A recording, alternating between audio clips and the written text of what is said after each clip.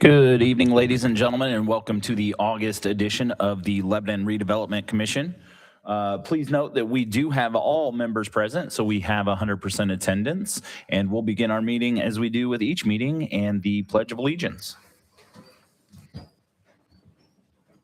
Allegiance to the flag of the United States of America and to the republic for which it stands, one nation, under God, indivisible, with liberty and justice.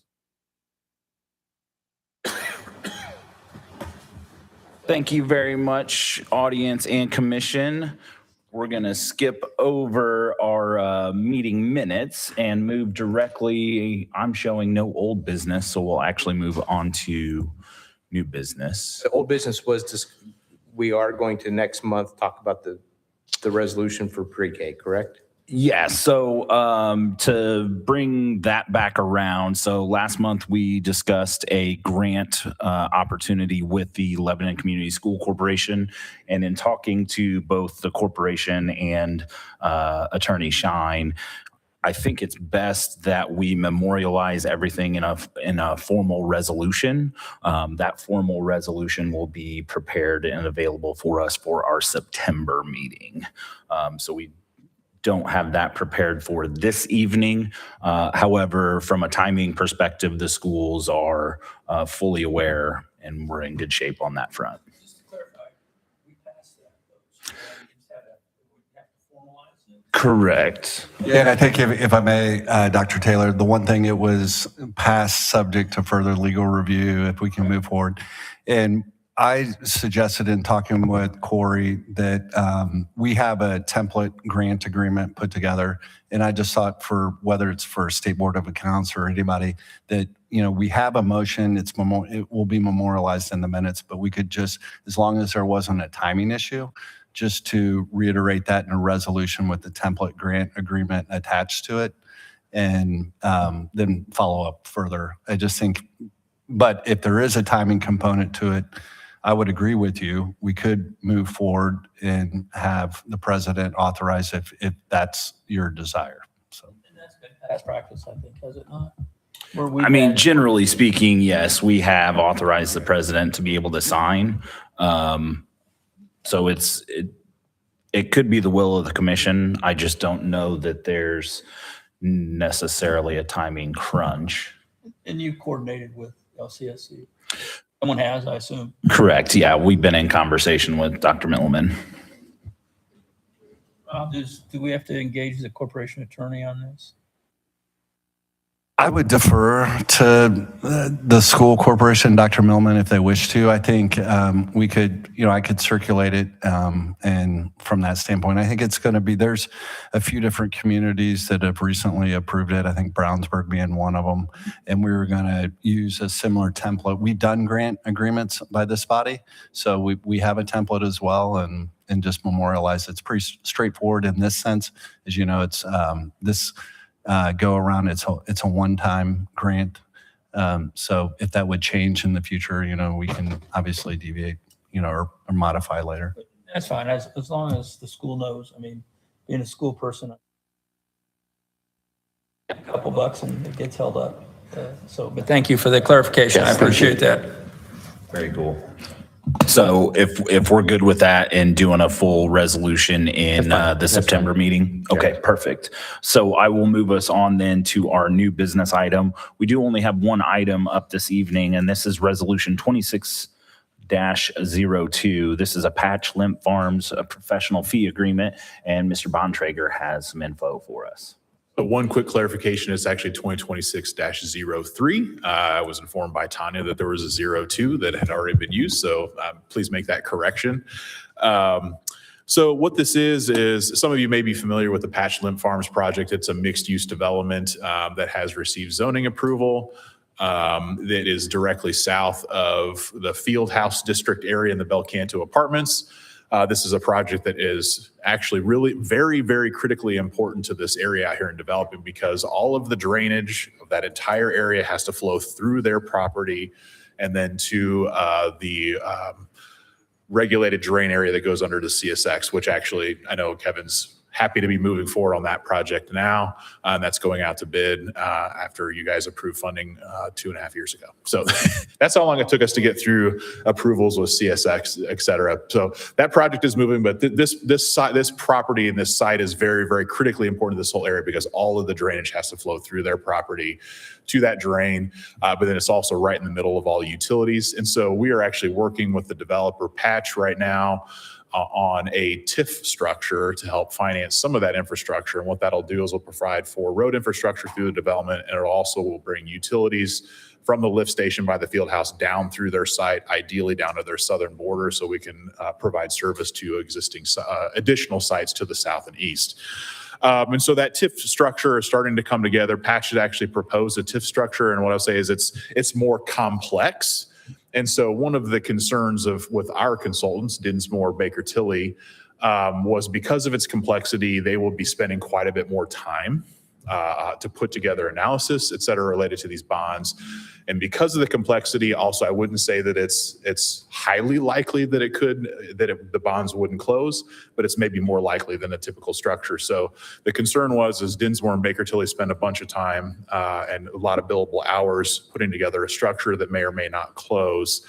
And so what we wanted to do is make sure we eliminated the risks from the city and the RDC of the expenses related to all of that work. If for some reason the bonds don't close, typically they're reimbursed from money from the closing of the bonds and proceeds of the bonds. So just in case that didn't happen, we wanted to make sure the city and the RDC weren't going to be on the hook for all those professional services. So what this fee indemnification agreement does, or a fee agreement does, it says, hey, if for some reason the bonds don't close and our consultants aren't reimbursed from the bond, that the developer will reimburse the city and the RDC for those expenses incurred at that point. So that's essentially what this agreement does in a nutshell, is saying, hey, the city and RDC are not going to be on the hook for those Dinsmore and Baker Tilly expenses if for some reason this thing takes a left turn when we're expecting a right turn. But Patch, the developer, will be responsible for reimbursing the city and the RDC for any expenses occurred at that point. So this kind of protects us to make sure that we're not going to be on the hook for some big expenses related to the structure for this. And that's essentially what this does. This will allow us as the city and the RDC to move forward with the structure of that TIF bond. There will be a number of approvals that will come back to the RDC. The intent and the goal is to have at least all of the approvals in place by the end of the year. The bonds will close in first quarter next year.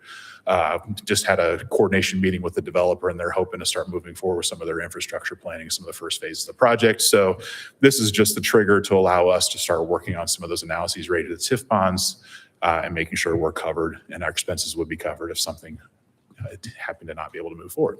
So that's a quick recap for you. There is a representative from Patch here if you had any questions for them related to their development, and I'd be happy to answer any questions. Are there the complexities you speak about? So it's actually, rather than just having a developer purchase bond, it's actually two bonds. They're looking to issue a bond that would be specific to projects that are already defined. And then there would be a second one that would be more of a speculative developer purchase bond.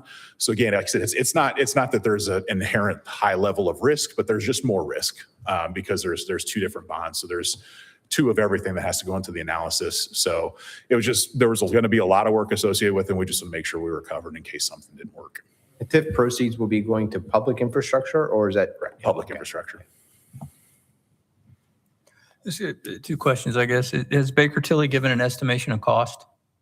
They don't. It's somewhere in the $150,000, and that would be Baker Tilly and Dinsmore together. If we get all the way to the very, very end, it's possible it could be as much as $200,000. But $150,000 is kind of their rough estimate of what it might take to get us through this process. Then question two, was there any discussion of having the developer set aside funds on the off chance that things didn't go south, so we know we get our money back? Well, I think that's what this does, is it basically puts them on the hook if it does go south. If everything goes and the bonds close, then Baker Tilly and Dinsmore are reimbursed from the bond proceeds. But on the hook and having the cash are two different things. I certainly hope that they would have cash, but no, we haven't discussed specifically them putting up money for it now. Thank you. Yeah, I would just add, Dr. Taylor and commission members, what we would anticipate as part of the general financing is ultimately put together an economic development agreement that'll also memorialize terms that you've seen before. Ultimately, will in essence replace this. This is just, as Ben indicated, at the early stages, an initial agreement. The developer wants everybody to move forward. Baker Tilly has been heavily involved so far, and we thought this would be a good way, a good measure. The developer wanted to commit to it just to get everything started. But I would anticipate that the economic development agreement or project agreement will be something that you're more familiar with seeing that would encompass this type of provision. Thank you, Rob. Any other questions or comments from the commission for either Ben or the applicant? Not the applicant, Development partner. the developer. Timeline, Ben? Any estimated timelines, of course? So I think the intention is to have all of the bond approvals in place by the end of this year, which would allow the bonds to close to sometime after the first of the year. And I had mentioned they're likely going to be filing plats and plans related to the public infrastructure probably within the next month or two. And probably a month following that, we'll start seeing the first plans. I think there's a multifamily and senior living project that'll come in pretty quickly. And then there's actually a single family residential part of the project that'll also come in relatively quickly before the end of the year. Substantially less than anything that involves CSX. And is that meet the timeline needs for the CSX? Or Yes. Yes. So essentially what we need, and we've talked with the surveyor's office, as long as she can see that the funding's approved, contracts have been signed, and we have a definitive construction schedule, we can release other projects to start also. It's just right now we're in this period where we don't have the specific start date just yet. And so once we know that, then we can start releasing other projects as well. Deal. Do we need to read the resolution in, Rob? I'm happy to too, if you would, but I don't. Not necessary. Okay. So everyone has a copy of resolution. Again, just the note, it is reflecting resolution 26-03 versus our agenda has the incorrect resolution number. So unless there's any additional questions, I would entertain any motions.